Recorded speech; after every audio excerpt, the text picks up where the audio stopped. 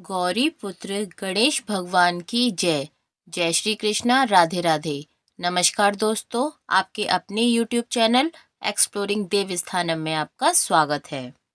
सनातन धर्म में एकादशी तिथि को शुभ माना जाता है। पंचांग के अनुसार फागुन माह के कृष्ण पक्ष की एकादशी को विजया एकादशी के रूप में मनाया जाता है। धार्मिक मान्यता है कि विजया एकादशी के दिन सच्चे मन से पूजा और व्रत करने से सुख समृद्धि में वृद्धि आती है और साथ ही जीवन में खुशियों का आगमन भी होता है।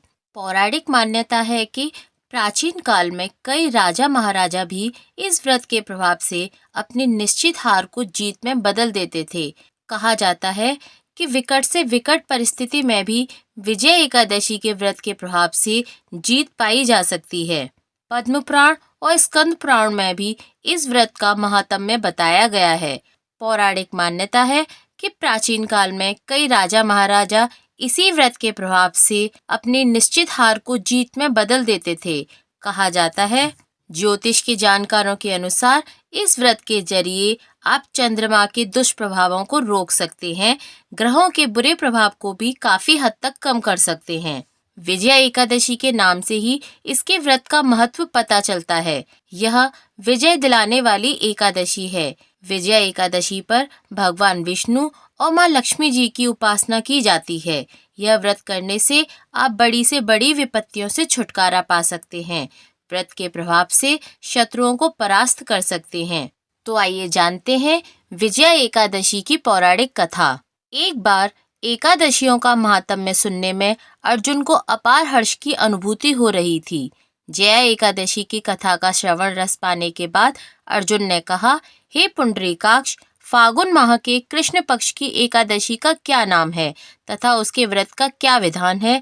कृपा करके मुझे इसके संबंध में विस्तार पूर्वक बताइए। श्री कृष्ण ने कहा, हे अर्जुन, फागुन माह के कृष्ण पक्ष की एकादशी का नाम विजया है। इस व्रत के प्रभाव से मनुष्य को विजयश्री मिलती है। इस विजया एकादशी के महात्म्य के श्रवण एवं वाचन से सभी पापों का अंत हो जाता है। एक बार देवर्षि नारद ने जगत पिता ब्रह्मा जी से कहा, हे ब्रह्मा जी, आप मुझे फागुन माह के कृष्ण पक्ष की विजया एकादशी का व्रत तथा उसकी विधि बताने की कृपा करें। नारद जी की बात सुन ब्रह्मा जी ने कहा, हे पुत्र, विजया एकादशी का उपवास पूर्व के पाप तथा वर्तमान के पापों को नष्ट करने वाला है। इस एकादशी का विधान मैंने आज तक किसी से नहीं कहा, परंतु मैं तुम्हें बताता हूँ। विजया नाम की यह एकादशी उपवास करने वाले सभी मनुष्यों को विजय प्रदान करती है। अब श्रद्धा पूर्वक इसकी कथा का श्रवण करो। श्री राम को जब 14 वर्ष का वनवास मिला, तब वह अपने भ्राता लक्ष्मण तथा भार्या देवी सीता सहित पंचवटी में निवास करने लगे। उस समय महापापी रावण ने माता सीता का हरण कर लिया था। इस दुखद घटना से श्री राम जी तथा लक्ष्मण जी अत्यंत दुखी हुए और माता सीता की खोज में वन वन भटकने लगे। वन में भटकते हुए वे मरणासन्न जटायु के पास जा पहुँचे। जटायु ने उन्हें माता सीता के हरण का पूरा वृतांत सुनाया और भगवान श्री राम जी की गोद में प्राण त्याग कर स्वर्ग की ओर प्रस्थान किया। कुछ आगे चलकर श्री राम व लक्ष्मण जी की सुग्रीव जी के साथ मित्रता हो गई और वहां उन्होंने बलि का वध किया। श्री राम भक्त हनुमान जी ने लंका में जाकर माता सीता का पता लगाया और माता से श्री राम जी तथा महाराज सुग्रीव की मित्रता का वर्णन सुनाया। वहां से लौटकर हनुमान जी श्री रामचंद्र जी के पास आए और अशोक वाटिका में माता सीता से भेंट का सारा वृतांत कह सुनाया। सब हाल जानने के बाद श्री राम जी ने सुग्रीव की सहमति से वानरों तथा भालुओं की सेना सहित लंका की तरफ प्रस्थान किया।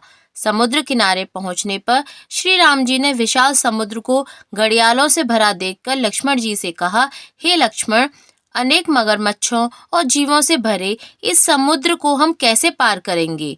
प्रभु श्री राम की बात सुनकर लक्ष्मण जी ने कहा, भ्राताश्री, आप पुराण पुरुषोत्तम आदि पुरुष हैं, आपसे कुछ भी अदृश्य नहीं है।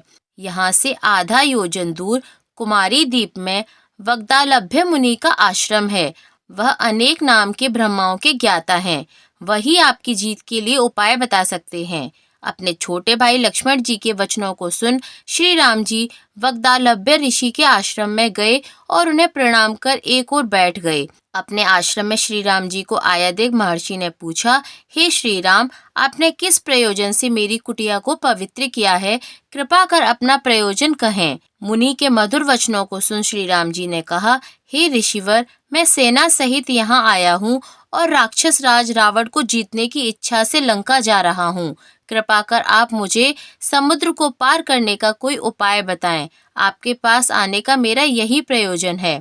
महर्षि ने कहा, हे राम, मैं आपको एक अति उत्तम व्रत बतलाता हूँ जिसके करने से आपको विजयश्री अवश्य ही प्राप्त होगी। श्री राम जी ने कहा, यह कैसा व्रत है मुनिश्रेष्ठ, जिसे करने से समस्त क्षेत्रों में विजय की प्राप्ति होती है? जिज्ञासु हो श्री राम जी ने पूछा। इस पर महर्षि ने कहा, हे श्री राम, फागुन माह के कृष्ण पक्ष की विजय एकादशी का उपवास करने से आप समुद्र को अवश्य ही पार कर लेंगे और युद्ध में भी आपकी विजय होगी। हे मर्यादा पुरुषोत्तम, इस उपवास के लिए 10वीं के दिन स्वर्ण, चांदी, तांबे या मिट्टी का एक कलश बनाएं। उस कलश को जल से भरकर उस पर पंच पल्लव रखकर उसे वेदिका पर स्थापित करें। उस कलश के नीचे सतनजा अर्थात मिले हुए 7 अनाज और ऊपर जौ रखें। उस पर भगवान विष्णु की स्वर्ण की प्रतिमा स्थापित करें। एकादशी के दिन स्नान आदि से निवृत्त होकर धूप, दीप, नैवेद्य, नारियल आदि से भगवान श्री हरि का पूजन करें। वह सारा दिन भक्ति पूर्वक कलश के सामने व्यतीत करें और रात को भी उसी तरह बैठे रहकर जागरण करें। द्वादशी के दिन नदी या तालाब के किनारे स्नान आदि से निवृत्त होकर वह कलश ब्राह्मण को दे दें।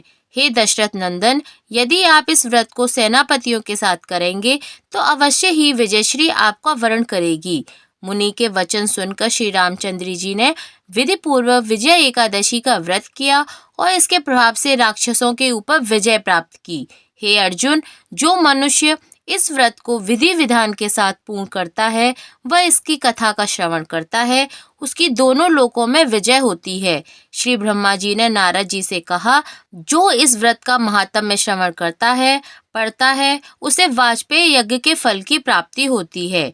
भगवान विष्णु का किसी भी रूप में पूजन मानस मात्र की समस्त मनोकामनाओं को पूर्ण करता है। हालांकि श्री राम स्वयं विष्णु के अवतार थे, अपितु अपनी लीलाओं के चलते प्राणियों को सन्मार्ग दिखाने के लिए उन्होंने विष्णु भगवान के निमित्त इस व्रत को किया और लोगों को इस व्रत से अवगत कराया। विजय की इच्छा रखने वाला इस उपवास को करके अनंत फल का भागी बन सकता है और समस्त चीजों पर विजय प्राप्त कर सकता है। बोलिए भगवान श्री नारायण की जय।